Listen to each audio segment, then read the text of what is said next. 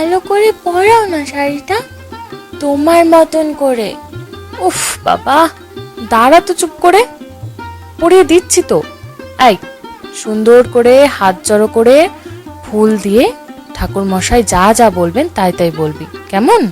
ঠিক আছে মা, ঠাকুরের কাছে কি চাইবো? কিছু চাইবি কেন? বলবি তুমি সুস্থ থাকো ঠাকুর, সবাইকে ভালো রেখো। তবে যদি চাইতেই হয় তো চাস সে দিদিটার জন্য। মাকে বলিস মা যেন তার সেই রণচণ্ডিনী রূপ নিয়ে এসে সেই সব পাষণ্ড অসুরকে বধ করে। চিন্তা করো না মা, নিশ্চয়ই দুর্গা মা আমাদের কথা শুনবে। আমি দুর্গা মাকে সব বলবো। মায়ের ফিরে যাওয়ার আগেই যাতে তার বাকি মেয়েরা